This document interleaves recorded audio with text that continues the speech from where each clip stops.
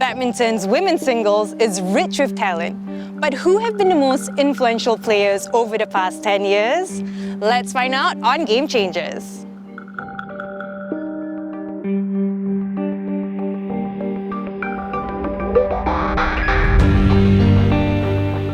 Marin is the reigning Olympic champion and three-time former world champion.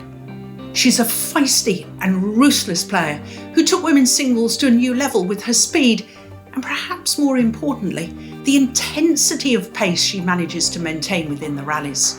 When I watch her play, I'm very impressed by her pace and her aggressive playing style. What has impressed me even more is her comeback from her career-threatening injury to defend her title in China Open 2019, and she actually successfully did that. That is outstanding.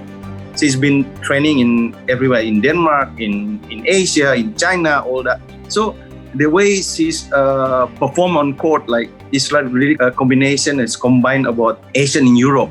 She's very strong, very fast, and then very brave. With the brave heart, and then like on court, she never showed like she's scared or whatever. That's what's so amazing for me about Carolina Marin. She never eases off the pace.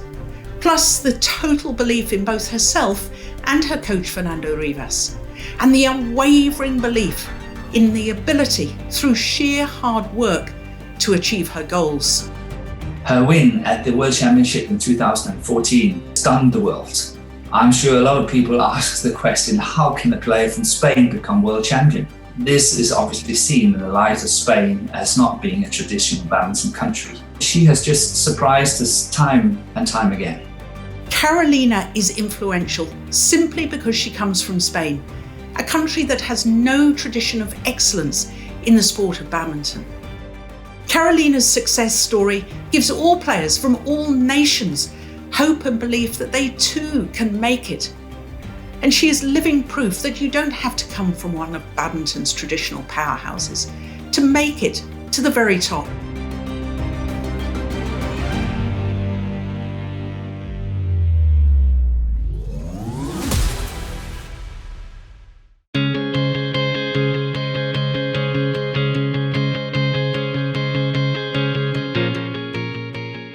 The current world number one and Asian Games gold medalist, Tai Tzu Ying is the most delightfully talented player to watch. A player who has everything: the physicality, wonderful movement, speed, and absolutely delightful technical skills, most of which she manages to play with incredible deception. Tai Tzu Ying also has the most extensive and varied array of shots in the whole of the women's singles discipline, which is why I think Tai Tzu Ying is badminton's equivalent of Roger Federer in terms of technique and movement. What is outstanding for Tai Tzu Ying is her power and her explosiveness, how she's able to generate a lot of power and playing shots from very unpredicted angles and so on. She can play all the shots in the book from any difficult angle, and she can still perform it to the very, very best. If we talk about Tai Tzu Ying, we just talking about the queen of the badminton. She's play, she never get panic in any condition or any situation. Like even though she's like in out position, she can make unpredictable shot, control the court, cover the whole court, the six corner, all that. With every difficult situation, every difficult position, she can do the good shot and winning shot. That is what's so amazing from her. She's taken women's singles in a new direction. When I think back to the Chinese dominance of the women's singles discipline, yes, the top players were very physically fit, and yes, they were technically skillful, but they never played with the same variation of shot or the level of deception which Tai Tzu Ying has brought to the game. Now all women's singles players are trying to develop that same variation of shot and deception. And that style of play for us, the spectators, is just wonderful to watch. Her influence is obviously really, really big. And I think what is most outstanding about her is her technical ability and of course her agility on court. that is really outstanding, and it makes women's singles possibly the most interesting category to watch.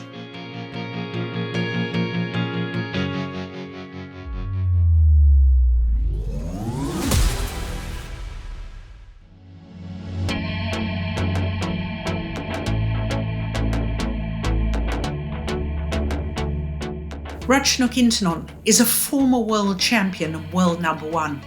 She is a player with balletic movement and the most delightful, easy, relaxed hitting motion and stroke production. The impact that Ratchanok Intanon have had on international badminton is obviously when you watch her winning the World Junior Championship, then suddenly she walks straight into senior women's singles and become world champion.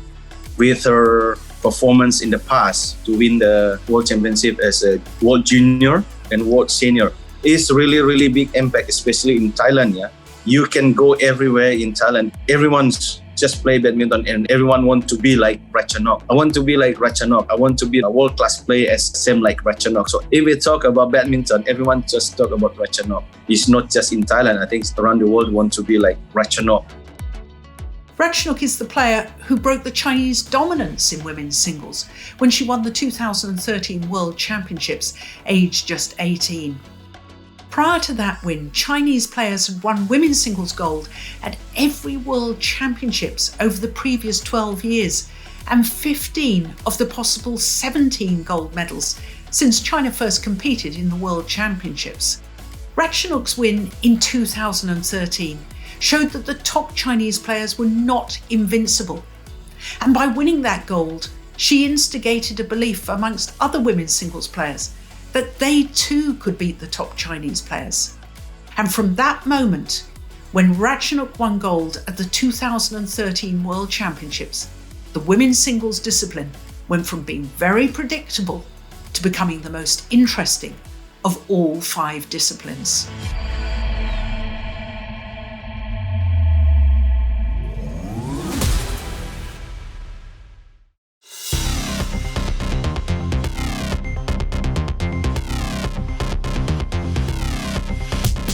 Pusala Venkata Sindhu is a big tournament player, but unlike Lin Dan, she hasn't yet been able to produce that success on a regular basis in other tournaments. But when you consider the big events, she has an outstanding record. She's played in 6 World Championships and she's won 5 World Championship medals, including at least 1 of each colour. She's played 6 World Championships, 1 Olympic Games, 4 consecutive Super Series or World Tour finals. So that's 11 major tournaments, and she's medalled in 9 of those 11 events. There's no doubt PV Sindhu is a big tournament player.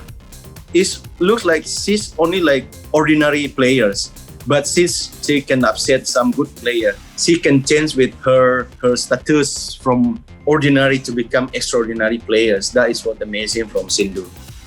Her influence on Indian badminton is phenomenal. Today, I consider her as one of the most influential players of the time. When you look at her playing style, she can be quite aggressive, but a lot of the time she's using her ability to get around on the court in a more retrieving way. But when she's playing her best, I think, is when she's able to combine the two. The retrieving part of her game, getting a lot of shots back, fighting very hard, but at the same time, she's having the ability to score the points from a very good attack. She has really been able to put badminton in the minds of people of India. PV Sindhu is influential because of her off-court earning capacity. In 2018, she was number 7 on the Forbes list of highest earning female athletes globally. A purported $8 million in endorsements that year. The fact that there was a badminton player in the top 10 of the earnings list, Sindhu made the world of sport sit up and take notice to understand that badminton is a major sport, and furthermore, that it can be big business.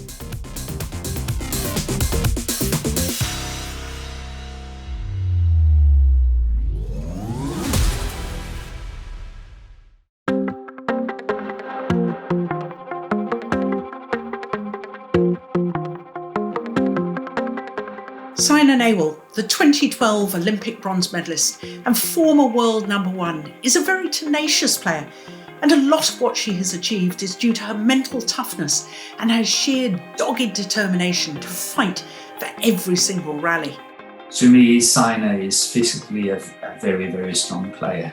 When Saina is playing at her very best, she's strong, she's a good fighter, she makes it very difficult for her opponents and she keeps them on court for a long, long time. She's got a good attack. And I think her performance at the Indonesia Open is quite outstanding. She's won that tournament 3 times. And for everyone that's connected to the sport, no, that's a very, very tough tournament to win. She's always like every point, she's like really concentrate. She's really focused on that. Even though she lost few points, she still believes. She's never so like, I want to give up or I'm losing or whatever. She always like, whatever you lead against me, I will catch you. That is what they make the Saina Nehwal is different on court. By Saina's own admission, she's not the most naturally gifted player, but my goodness me, she works hard. And that hard work translates into mental toughness on court. And when she was at her best, it was amazing the number of times she managed to win a match after losing the opening game. And that determination, that never say die attitude, wasn't just in the match, it was obvious in every single rally. The refusal to let the shuttle drop to her side of the net, the guts and determination to keep fighting to the bitter end. On top of that, of course, it must be mentioned that she won the bronze medal at the Olympics in London in 2012. And, you know, if you combine it all, of course, you have to say that Saina Nehwal has got an immense influence on Indian badminton.